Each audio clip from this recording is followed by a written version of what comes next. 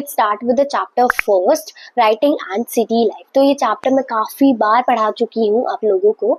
So this chapter revolves around your Mesopotamian civilisation. And जैसा कि हमें पता है, ये जो शब्द है Mesopotamia, it is derived from two Greek words. दो ग्रीक वर्ड्स से निकला है ये शब्द, मेसोस और पोटामोस से। मेसोस का मतलब होता है मिडिल और पोटामोस का मतलब होता है रिवर। यानी कि Mesopotamia is the land between two reverse. दो नदी है यूफ्रेट्स और टिग्रिस, उनके बीच का जो लैंड एरिया है that is known as Mesopotamia.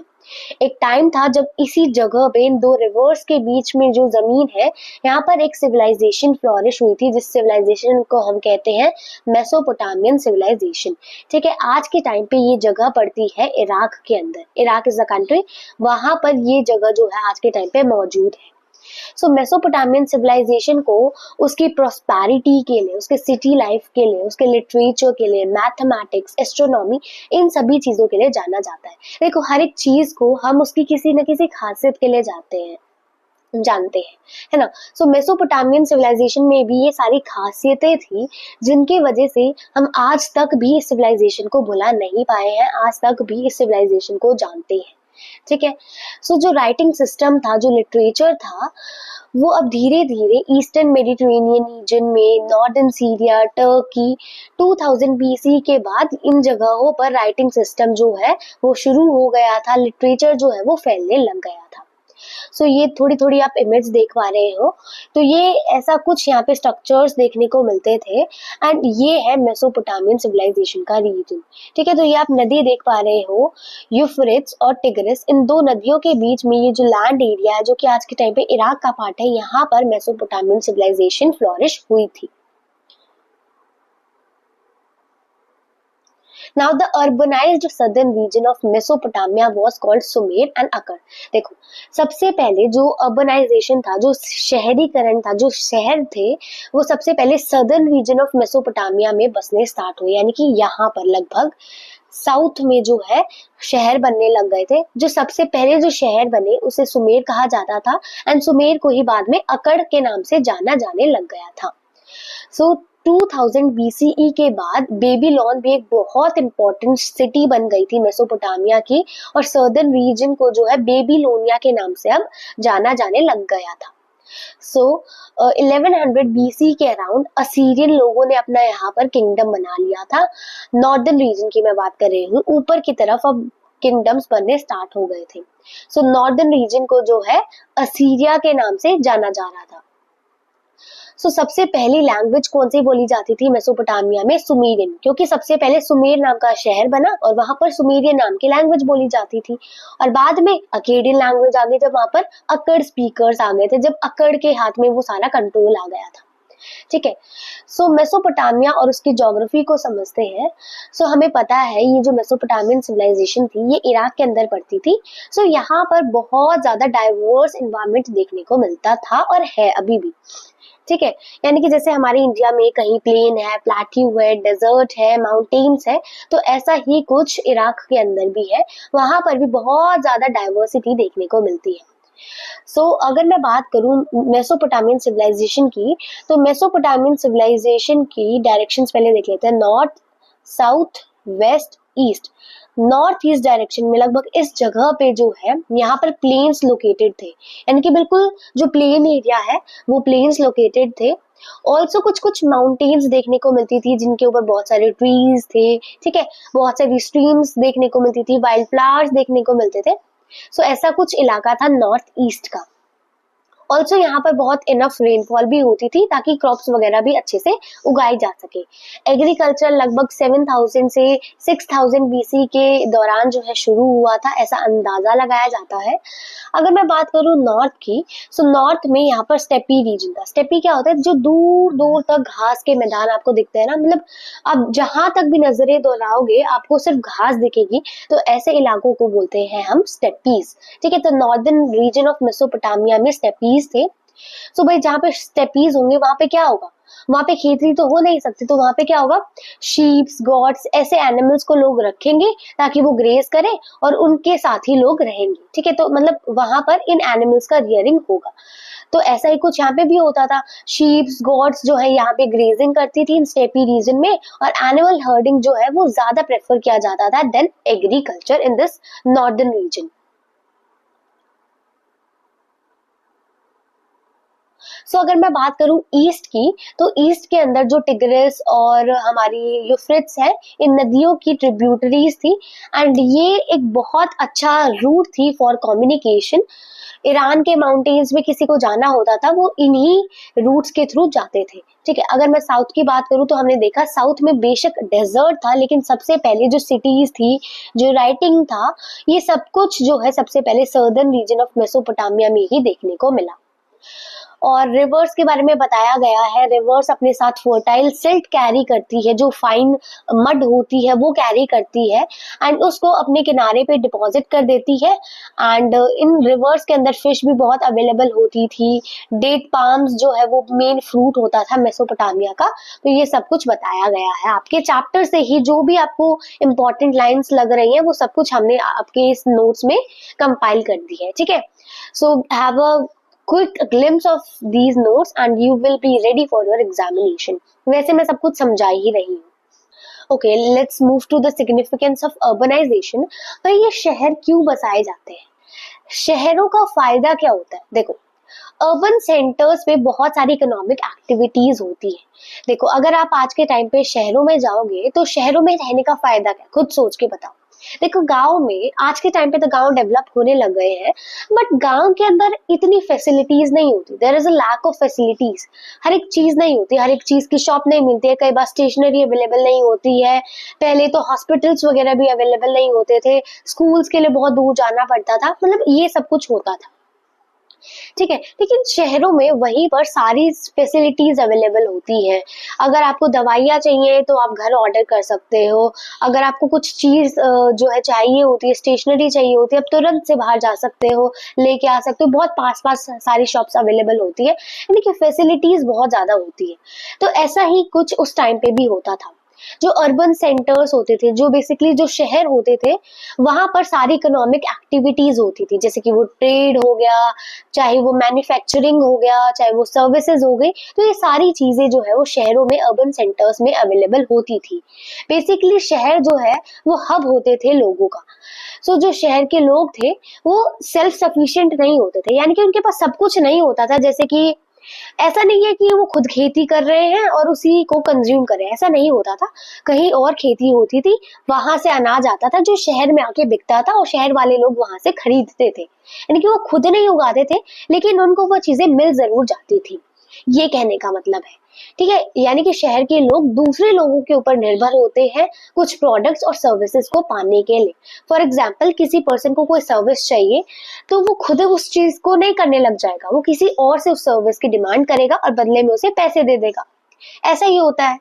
So division of labour देखने को मिलता है हमारे शहरों के अंदर। अर्बन लाइफ का एक बहुत इंपॉर्टेंट फीचर माना जाता है डिविजन ऑफ लेबर को, यानी कि हर एक काम के लिए एक पर्सन जो है वो डिसाइडेड है कि ये काम इस पर्सन को करना है, ये काम इस पर्सन को करना है, यानी कि there is division of labour for everything. Fuel, metal, बहुत सारे स्टोन्स, वुड, ये सारी चीजें जो है वो शहरों में मौजूद होती थी, लेकिन ये सारी चीजें बहुत दूर दूर वाले इलाकों से आती थी। ठीक है, अलग अलग मैन्युफैक्चरर्स से आती थी। सो इसी वजह से शहरों के अंदर सब कुछ हो रहा है, इसी के वजह से एक ऑर्गेनाइज्ड ट्रेड और स्टोरेज फैसिलिटीज की अब जरूरत होने लग गई थी। अब जब ये सब कुछ होगा, इसके वजह से सोशल ऑर्गेनाइजेशन जो है वो देखने को मिली शहरों के अंदर। और अब इतना सब कुछ होगा, इतना ट्रेड होगा, तो इस सभी चीजों को देखते हुए रिटन रिकॉर्ड्स की भी जरूरत पड़ने लग गई थी। भाई इतना सब कुछ हो रहा है, कभी कुछ आ रहा है, कभी कुछ जा रहा है, किसी को सर्विस दे रहे हैं, तो इन सभी चीजों का हिसाब रखना पड़ता था। बहुत जरूरी हो जाता था हर एक चीज का हिसाब रखना। इसी वजह से रिटन रिकॉर्ड्स जो है वो अब देखने को मिले। राइटिंग जो है वो स्टार्ट हो गई थी। So movement of good into cities. So food resources बहुत ज्यादा देखने को मिलते थे मेसोपोटामिया में, यानी कि मेसोपोटामिया के अंदर खाने से रिलेटेड सारी चीजें मौजूद थी, लेकिन मेसोपोटामिया के अंदर बहुत सारी चीजें नहीं थी, जैसे कि स्टोन्स, वुड, मेटल, ये सारी चीजें जो है बाहर से इंपोर्ट करनी पड़ती थी। Wood, copper, tin, silver, gold, shell, stones, ये सारी चीजें अलग अलग इलाकों से जो है इंपोर्ट की जाती थी, जैसे टर्की से, ईरान से। ठीक है भाई, इनके पास फूड रिसोर्सेज बहुत अच्छे होते थे, तो बदले में ये अपने फूड रिसोर्सेज और टेक्सटाइल को एक्सपोर्ट भी करते थे, यानी कि बैलेंस्ड ट्रेड होता था। ये अपने फूड रिसोर्सेज और टेक्सटाइल को एक्सपोर्ट करते थे और बदले में बाहर से इंपोर्ट करते थे मेटल्स, वुड, गोल्ड, सिल्वर, ये सारी चीजें। ठीक है, इसका क्या मतलब है भाई, लेन देन हो रहा है, ट्रेड हो रहा है, इसका क्या मतलब है, ट्रांसपोर्टेशन अवेलेबल है, यानी कि transport is a very important feature for urban development. भाई अगर ये ट्रांसपोर्टेशन ही नहीं होगा तो ट्रेड कैसे कर पाएंगे, नहीं होगा ना ट्रेड पॉसिबल। तो यही बताया गया है कि transport is also important for urban development. ठीक है, बिना ट्रांसपोर्टेशन के अर्बन सेंटर्स डेवलप नहीं हो सकते। एक जगह पे कोई सामान पहुंचाना है, एक जगह बहुत फ्लोरिश हो रही है, तो उसमें ट्रांसपोर्टेशन का भी एक बहुत बड़ा रोल है। सो जो कैनाल्स होते थे, जो नेचुरल चैनल्स होते थे, so they served as routes for good transport. जो टिग्रिस, यूफ्रेट्स की जो ट्रिब्यूटरीज थी, वो बहुत ज्यादा इंपॉर्टेंट नेटवर्क के रूप में सर्व करती थी ट्रेड के लिए। ठीक है, यूफ्रेट्स एक वर्ल्ड रूट बन गई थी इस टाइम पे, यूफ्रेट्स बहुत इंपॉर्टेंट वर्ल्ड रूट बन गई थी, इसके थ्रू ही ज्यादातर ट्रेड होता था उस टाइम पे, इसी वजह से इसे वर्ल्ड रूट कहते हैं, यानी कि थ्रू आउट द वर्ल्ड इस यूफ्रेट्स की मदद से ट्रेड हो रहा था। So now let's talk about the development of writing. So देखो, जो स्क्रिप्ट्स होती हैं, जो राइटिंग होती है, इसका क्या मतलब है, देखो मैं बोल रही हूँ, अगर मैं इसी ही चीज को, इन्हीं शब्दों को जब मैं लिखने लग जाती हूँ, किसी न किसी साइंस की मदद से मैं इसे रिप्रेजेंट करती हूँ, तो इसी को बोलते हैं हम writing. When we used to write our words, जब हम स्पोकन वर्ड्स को कुछ साइंस की फॉर्म में हम लिखना शुरू कर देते हैं, तो उसी को राइटिंग कहते हैं। ठीक है, सो मेसोपोटामिया के अंदर क्यूनिफॉर्म स्क्रिप्ट थी। अब ये इमेज देख पा रहे हो, दिस इज क्यूनिफॉर्म स्क्रिप्ट। ठीक है, यानी कि ऐसे ही वो लिखा करते थे, बहुत नुकीले नुकीले उनके अक्षर जो है वो होते थे। क्यूनिफॉर्म जो है लैटिन वर्ड्स क्यूनस और फॉर्मा से डिराइव किया गया है। क्यूनस का मतलब होता है वेज एंड फॉर्मा का मतलब होता है शेप, यानी कि वेज शेप्ड, यानी कि नुकीले अक्षर होते थे उनके। सो क्यूनिफॉर्म का मतलब होता है वेज शेप्ड लेटर्स। सो मेसोपोटामिया के अंदर राइटिंग लगभग 3200 बीसी के अंदर शुरू हो गई थी। मेसोपोटामियन टैबलेट्स के अंदर बहुत सारे पिक्चर लाइक साइंस देखने को मिलते थे, बहुत सारे नंबर्स लिखे होते थे, यानी कि मेसोपोटामियंस टैबलेट्स बनाते थे, यानी कि क्ले लेते थे, गीली मिट्टी लेते थे और उसकी मदद से एक टैबलेट सा बना देते। आज के टाइम पे आपने टैबलेट्स देखे होंगे, तो ऐसे ही टैबलेट्स नहीं होते थे, मिट्टी के टैबलेट्स होते थे। इतने इतने वो मिट्टी को पैट करके ऐसे टैबलेट की शेप दे देते थे एंड जब वो गीला होता था उसके ऊपर लिख देते थे एंड उसे सुखा देते थे और बाद में बेक कर देते थे। उसके बाद क्या होता था, वो जो भी लिखा होता था वो हमेशा हमेशा के लिए जो है उसके ऊपर परमानेंट हो जाता था, वो कभी भी हम इरेज नहीं कर पाएंगे। तो ऐसे टैबलेट्स वो मेंटेन करते थे, जिसके थ्रू हमें बहुत कुछ मेसोपोटामियन सिविलाइजेशन के बारे में पता चला है। उनके टैबलेट्स के ऊपर बहुत सारे साइंस और नंबर्स देखने को मिले हैं। सो राइटिंग कब शुरू होती है, जब एक सोसाइटी के अंदर रिकॉर्ड्स की जरूरत पड़ती है। सो उस टाइम पे मेसोपोटामियन सोसाइटी में बहुत सारे ट्रांजैक्शंस हो रहे थे एंड उन ट्रांजैक्शंस के रिकॉर्ड रखने के लिए राइटिंग की शुरुआत हुई थी मेसोपोटामियन सोसाइटी में। मेसोपोटामियंस क्ले के टैबलेट्स के ऊपर लिखा करते थे। स्क्राइब वो पर्सन होता था जिसको बहुत अच्छे से लिखना आता था, वो इन वेज शेप्ड लेटर्स को जो है वेट क्ले के ऊपर लिखता था, उस टैबलेट के ऊपर लिखता था एक रीड की मदद से, यानी कि नुकीली सी चीज की मदद से ये सब कुछ लिखा जाता था।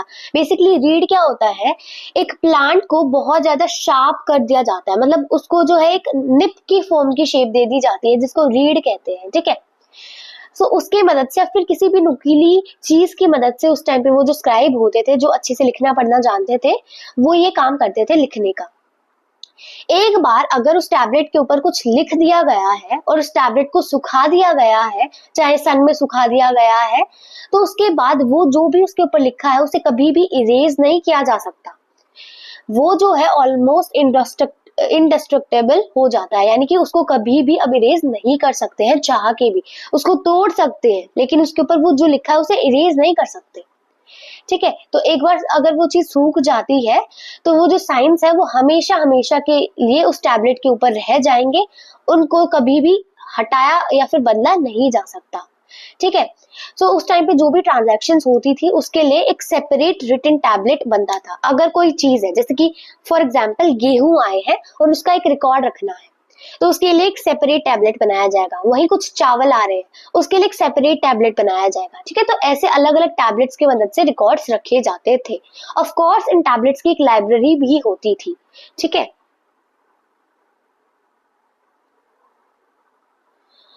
सो इसी वजह से टैबलेट्स जो है वो बहुत सारे हंड्रेड्स ऑफ मेसोपोटामियन साइट से रिकवर हुए हैं, क्योंकि हर एक चीज का एक रिकॉर्ड रखा जाता था टैबलेट के ऊपर। सो उन्हीं टैबलेट्स के वजह से हमें बहुत कुछ मेसोपोटामियन सिविलाइजेशन के बारे में पता चला है। सो 2600 बीसी के दौरान जो लेटर्स थे वो क्यूनिफॉर्म थे और लैंग्वेज जो थी वो सुमेरियन थी, यानी कि उनके लेटर्स हमेशा से ही नुकीले थे, लेकिन उनकी लैंग्वेज बदलती रही। फॉर एग्जाम्पल अगर मैं बात करूं हिंदी की, हिंदी को लिखा जाता है कौन सी लिपि में? देवनागरी लिपि में। लेकिन देवनागरी लिपि में संस्कृत को भी लिखा जाता है, यानी कि लिखने का स्टाइल इज सेम, लिखा कह को कह ही जाएगा, लेकिन भाषा अलग हो सकती है। फॉर एग्जाम्पल अगर मैंने लिखा मान लो कुछ भी लिखा मैंने, संस्कृत में मैंने लिख दिया कोई शब्द, लिखा तो उन्हीं अल्फाबेट्स की मदद से जाएगा। जैसे कि आम लिखा है मैंने, आम हिंदी में ए आ मैं ऐसे लिखा जाता है। ठीक है, ऐसे लिखा जाता है, और संस्कृत में आम्र बोलते हैं शायद से, if I am not wrong. ठीक है, सो शब्द तो सेम यूज कर रहे हैं लेकिन भाषा अलग है। इसका क्या मतलब है?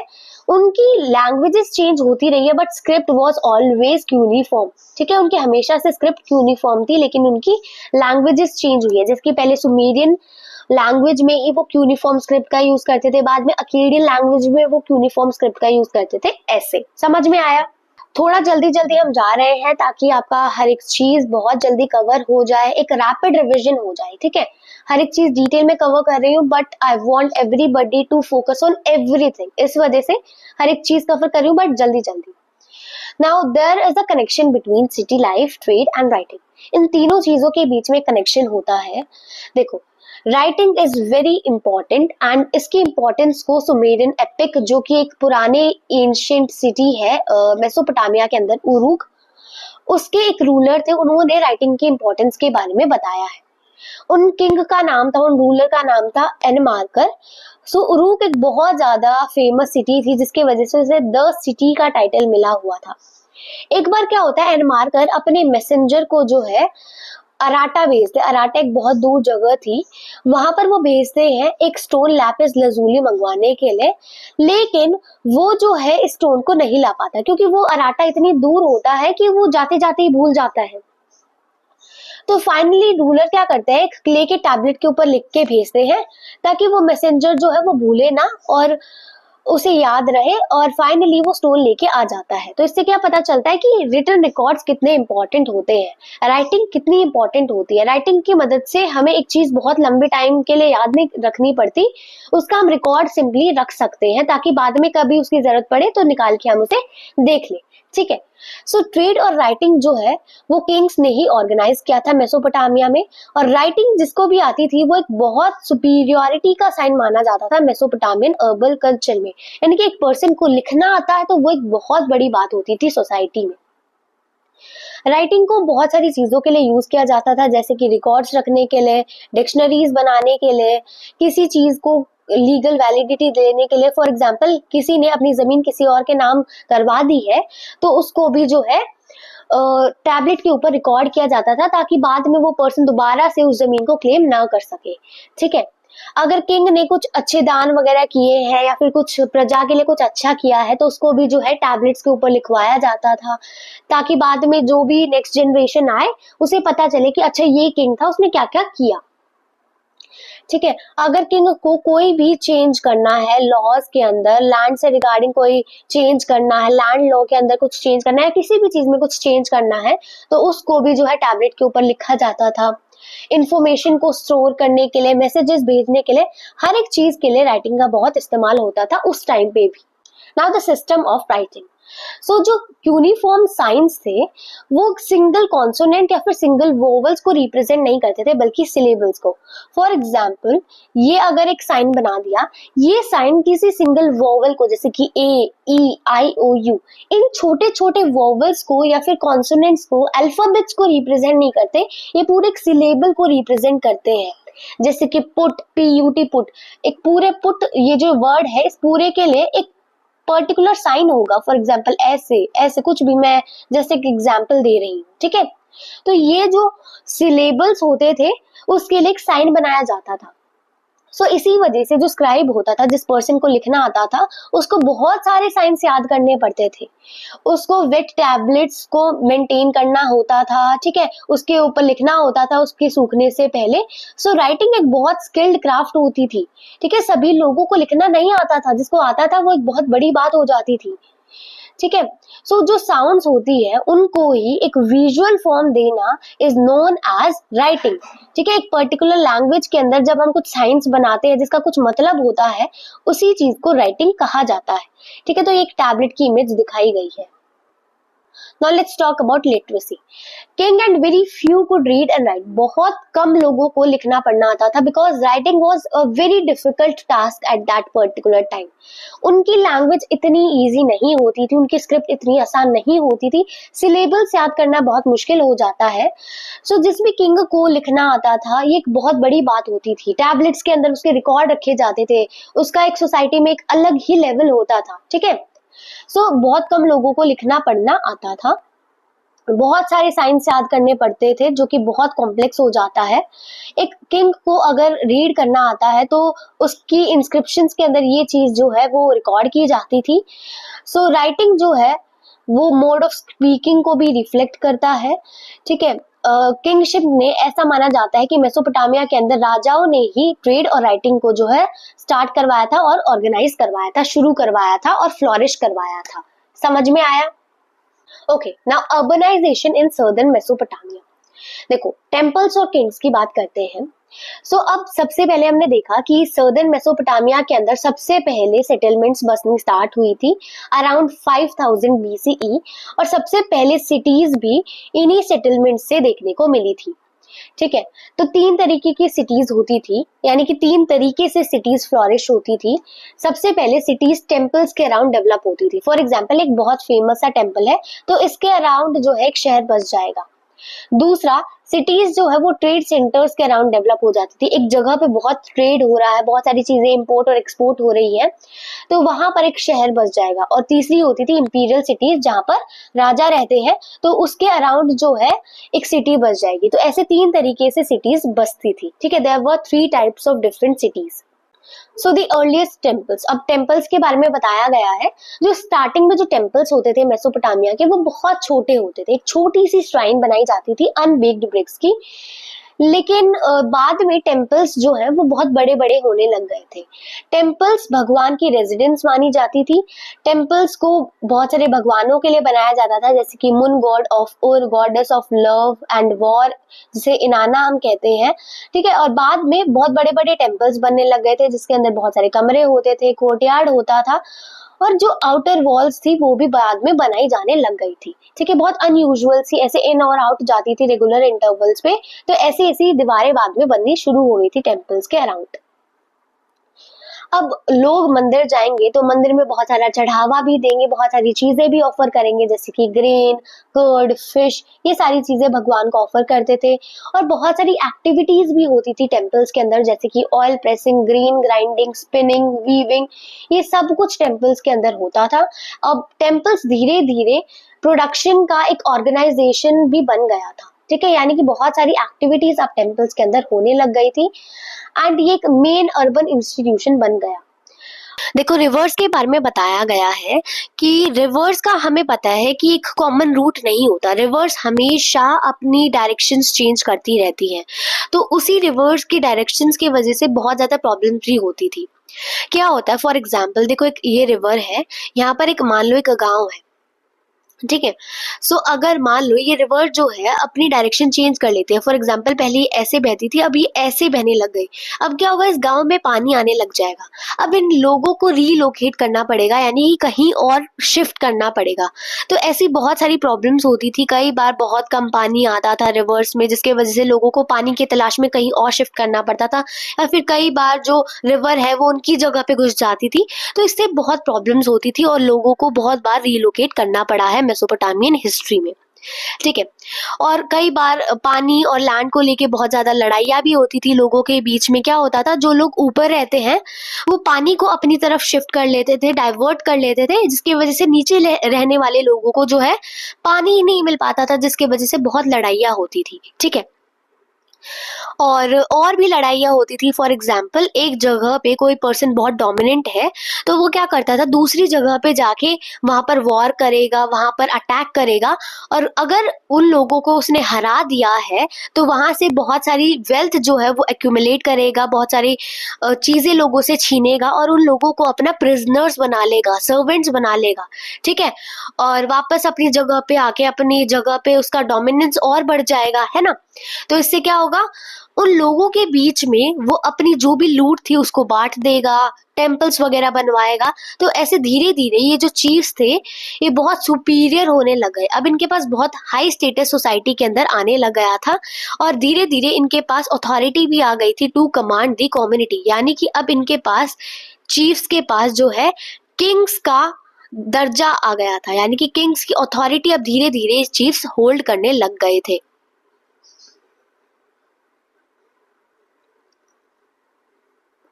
Now let's talk about life in the cities. So Mesopotamian society के अंदर न्यूक्लियर फैमिली का नॉर्म होता था, यानी कि न्यूक्लियर फैमिली में ज्यादातर लोग रहते थे और फादर बेसिकली किसी भी फैमिली का हेड होता था। सो अब हम मैरिज के बारे में बात करते हैं। सो जो लड़की के जो पेरेंट्स हैं वही बताते हैं कि उस लड़की की शादी किसके साथ की जाएगी। ठीक है। एंड जब भी शादी होती थी तो जो दुल्हे के पेरेंट्स हैं, दुल्हे की जो फैमिली है, वो दुल्हन की फैमिली को गिफ्ट्स देते थे। ठीक है। ठीक है। एक्सचेंज ऑफ गिफ्ट्स होता था दोनों पार्टीज के बीच में, वो इकट्ठे मिलके खाना खाते थे। ठीक है। बहुत सारी ऑफरिंग्स की जाती थी टेम्पल में, जैसे कि आज के टाइम पे शादी होती है तो ऐसे ही कुछ उस टाइम पे भी होती थी। और जो दुल्हन है उसको उसके हिस्से की जो भी इनहेरिटेंस है उसके फादर के द्वारा दे दी जाती थी। ठीक है। तो ऐसे कुछ शादी उस टाइम पे होती थी। सो अब हम बात करते हैं life in the city of उर। बेसिकली उर was one of the most important city of Mesopotamia. बहुत सारी इंपॉर्टेंट सिटीज थी मेसोपोटामिया के अंदर, जैसे कि उर, उरूक, मारी। ठीक है। उरूक के बारे में हमने एनमार्का की अभी स्टोरी पढ़ी। ठीक है। उर वाज अनदर इम्पॉर्टेंट सिटी। सो उर एक बहुत इम्पॉर्टेंट सिटी थी मेसोपोटामिया के लिए। अब इसकी टाउन प्लानिंग के बारे में समझते हैं।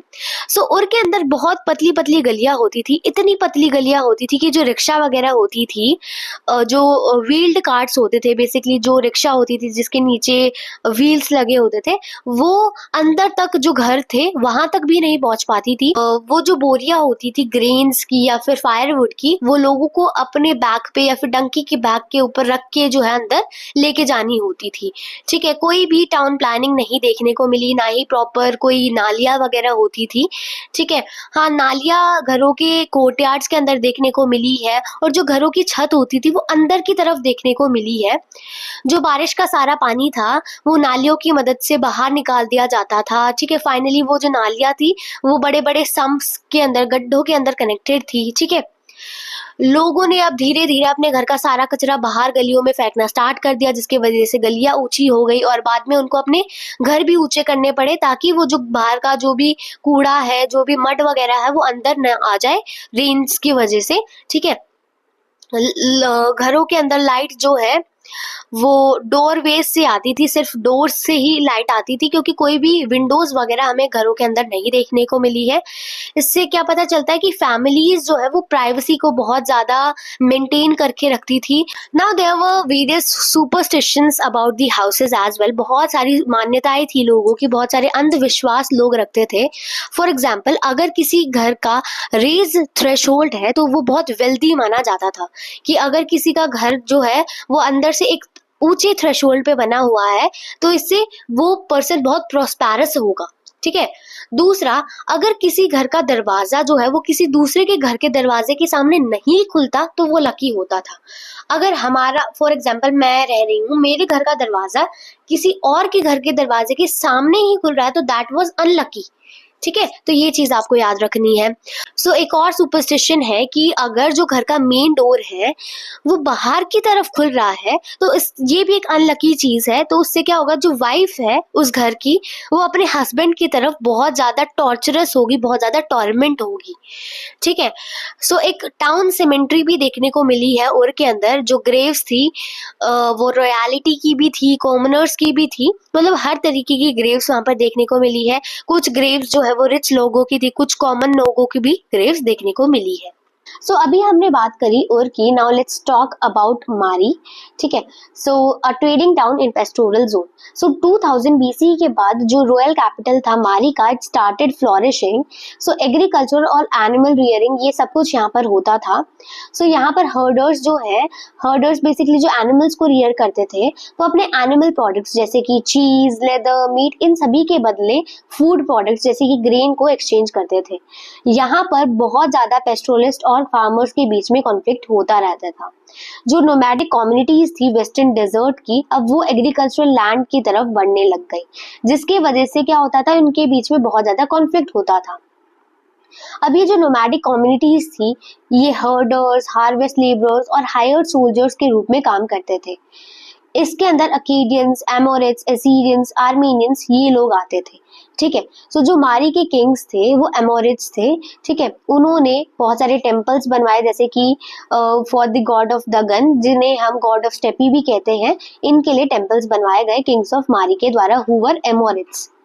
So Mesopotamian society and culture were open to different people and cultures. ठीक है। So these people were very open to every culture and people. So इसकी वजह से इस सिविलाइजेशन के अंदर इंटरमिक्सचर कल्चर भी देखने को मिलता है। So मारी के बारे में बताया गया है, मारी is a very good example of a urban centre, एक बहुत अच्छा शहर है जो कि ट्रेड के वजह से फ्लोरिश हुआ, प्रॉस्पर हुआ। So अब क्या होता था, जो यूफ्रेट्स नदी थी उसके थ्रू बहुत अलग अलग जगहों से ट्रेड होता था। For example would, copper, wine, tin, oil, ये सब कुछ जो है बहुत सारी बोट्स के अंदर कैरी किया जाता था यूफ्रेट्स के थ्रू।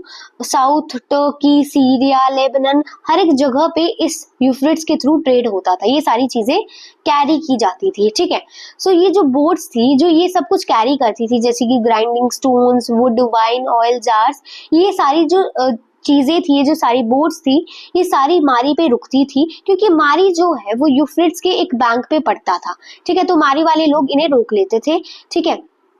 और इसकी वजह से क्या होता था, वो इन लोगों से, इन बोट से जो है वो एक टैक्स चार्ज करते थे, इनके कार्गो को इंस्पेक्ट करते थे और एक बहुत बड़ा टैक्स इनके ऊपर लेवी करते थे, यानी कि 1/10 of the value of the goods, इनकी जितनी भी वैल्यू है गुड्स की उसका 1/10 जो है वो टैक्स के रूप में वो इन बोट से चार्ज किया जाता था। तो इसी के वजह से जो ये मारी है ये एक ट्रेडिंग टाउन के रूप में फ्लोरिश हुआ। ठीक है। तो ऐसे ही जो किंगडम ऑफ मारी है वो इतना मिलिट्री स्ट्रॉन्ग ना होते हुए भी एक एक्सेप्शनली प्रॉस्पेरस सिटी बना। So now let's talk about the cities in Mesopotamian culture. So Mesopotamians जो है वो सिटी लाइफ को बहुत वैल्यू करते थे, बहुत सारी कम्युनिटीज और कल्चर्स जो है वो इकट्ठी रहती थी। So after cities were destroyed in war they record them in poetry. देखो बहुत बार सिटीज बनती हैं, टूटती हैं, बहुत वॉर्स होती हैं। अगर कोई सिटी वॉर के अंदर डिस्ट्रॉय हो जाती थी तो उसे जो है पोएट्री के अंदर जो है लिख दिया जाता था, उसका पोएट्री के अंदर मेंशन हमेशा होता था ताकि बाद में उसके बारे में याद किया जा सके। So the epic of Gilgamesh is very important epic. So जो epic है गिलगामेश की वो हमें मेसोपोटामियंस के प्राइड के बारे में याद दिलाती है जो उनको अपनी सिटीज के ऊपर था। गिलगामेश बेसिकली उरूख के राजा थे एंड ये एक बहुत ग्रेट हीरो थे जिन्होंने दूर दूर तक के लोगों को अपने आप से इन्फ्लुएंस किया था। अब उनके एक दोस्त की डेथ हो जाती है जिसकी वजह से वो एक शॉक में चले जाते हैं। सो अब वो इमॉर्टैलिटी का सीक्रेट ढूंढने के लिए निकल जाते हैं। वो इस हीरोइक अटेम्प्ट में निकल तो गए लेकिन उन्हें कुछ हासिल नहीं होता, उन्हें कुछ नहीं पता चलता। वो वापस से उरूक आते हैं, वो अपने आप को कंसोल करने की कोशिश करते हैं, वो अपनी पूरी सिटी में घूमते हैं, हर एक चीज को देखते हैं और देखते हैं कि कितनी शानदार सिटी उन्होंने बनाई हुई है। सो ये जो एपिक है वो हमें मेसोपोटामियंस के प्राइड के बारे में बताते हैं। वो बताते हैं कि उनकी जो सिटीज थी वो कितनी ज्यादा अच्छी होती थी। Now let's talk about the legacy of writing. So Mesopotamia की एक सबसे बड़ी लेगेसी है उनका scholarly tradition of time reckoning and mathematics. भाई किसी भी चीज को हम उसकी खासियतों की वजह से जानते हैं। कोई भी बहुत पुरानी चीज है, हम उसे आज तक भी याद रख रहे हैं, तो उसके अंदर कुछ ना कुछ तो बहुत अच्छी चीज होगी, कुछ ना कुछ बहुत खास होगा। सो मेसोपोटामिया भी बहुत खास है हमारे लिए, क्योंकि इसने पूरी वर्ल्ड को टाइम के बारे में बताया। मैथमेटिक्स की बहुत सारी चीजें हमें मेसोपोटामिया से ही पता चली है। सो हमें बहुत सारे मेसोपोटामियन टैबलेट्स मिले हैं जिसके ऊपर मल्टीप्लिकेशन, डिवीजन टेबल्स देखने को मिलती है, स्क्वायर रूट टेबल्स देखने को मिलती है, कंपाउंड इंटरेस्ट, ये सब कुछ देखने को मिलता है। एक साल को 12 महीने में, एक महीने को 4 हफ्तों में, एक दिन को 24 घंटों में, एक घंटे को 60 मिनट में, ये सब कुछ मेसोपोटामियंस ने ही किया। ये सारा डिवीजन उनके द्वारा ही किया गया है। वो सोलर और लूनर इक्लिप्सेस को भी ऑब्जर्व और रिकॉर्ड करते थे। ठीक है, हर एक चीजों को वो ऑब्जर्व करते थे, चाहे वो स्टार की पोजीशन हो, चाहे वो कॉन्स्टिलेशन है, ये सब कुछ वो देखते थे, ऑब्जर्व करते थे और उस चीज को रिकॉर्ड करते थे। ठीक है, जो मेसोपोटामियन के जो अचीवमेंट्स थे उनको राइटिंग के बिना याद रखना बिल्कुल पॉसिबल नहीं था। उनके टैबलेट्स की वजह से ही हमको उनकी इन सभी बातों के बारे में पता लग पाया है, हम उनकी इम्पोर्टेंस को समझ पाए हैं, उनकी लेगेसी को समझ पाए हैं। सो हम कह सकते हैं कि Mesopotamia was one of the ancient and the bestest civilisation, जिसने हमारे पूरी वर्ल्ड को बहुत सारी चीजें जो है वो दी है एज इट्स लेगेसी। ठीक है, सो उस टाइम पे भी स्कूल्स होते थे जहाँ पर स्टूडेंट्स को ये सब कुछ जो है, ये सारी जो टैबलेट्स है इनको कॉपी करवाया जाता था, ये सारी टैबलेट्स पढ़वाई जाती थी। ठीक है, तो यही सब कुछ आपके इस चैप्टर में पढ़वाया गया, तो यही सब कुछ आपके इस चैप्टर में बताया गया है। This is finally Mesopotamian tablet. ठीक है, इसके ऊपर क्या लिखा गया है ये तो हम नहीं समझ पाएंगे, बट हमारे जो हिस्टोरियंस हैं उन्होंने सभी चीजों को जो है अच्छे से समझ लिया है, इंटरप्रेट कर लिया है कि इसके ऊपर क्या लिखा है, जिसके थ्रू हमने ये आपका चैप्टर समझा है और पता चला है कि Mesopotamia was a very important civilisation which gave a great legacy to the world.